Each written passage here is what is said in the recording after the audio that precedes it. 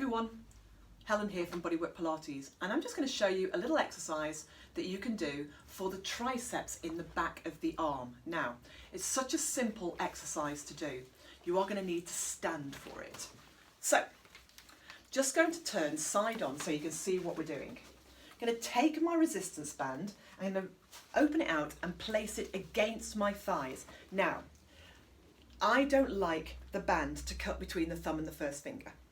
So I'm going to perhaps suggest that you put the thumb into the band and then hold with the fingers, rather than letting it cut behind. Okay, so the thumb comes over the top. Okay. I'm going to find my tall standing Pilates lead position, so my hip creases are open. As I lightly pull up through my pubic bone, I'm standing directly above the insteps of my feet. My knees are a little bit softened, so I'm not locking my knees out.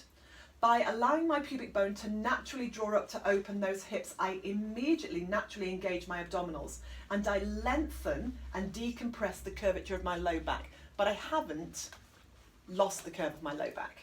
My ribs are drawn in, I'm nice and tall, my chest and my upper back are open, and my chin is slightly retracted. So I'm going to just let my band come across the front of my thighs. I'm going to turn my palms back and I'm going to widen my upper back and my shoulders. And as I breathe out, I'm simply going to press my arms down and back.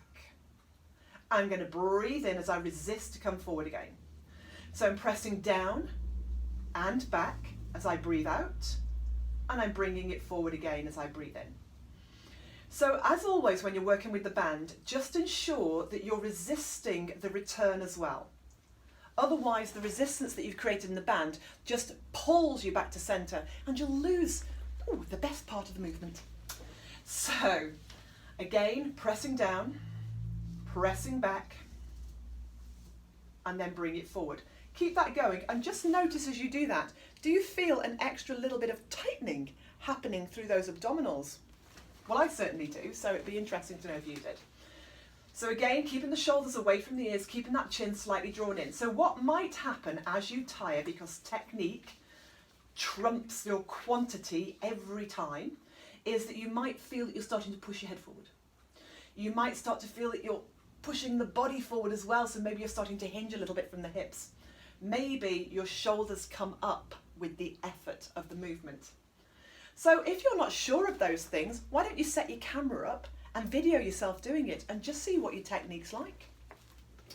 Let's do a few more of those. Just pressing the arms down, pushing the hands back towards the wall behind you, breathing in as you return. 2 more. So find that length in the arms as you draw down out of the shoulders. That will help to encourage the shoulders off the ears.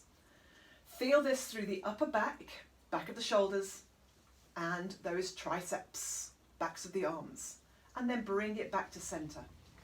Okay, so you might find that a bit of an easier exercise in terms of your setup and your performance than the one that we see very often where we take the arms above the head. I'm not saying that's not a great exercise, I'm just saying this is an alternative. Let me know how you get on with it. Take care.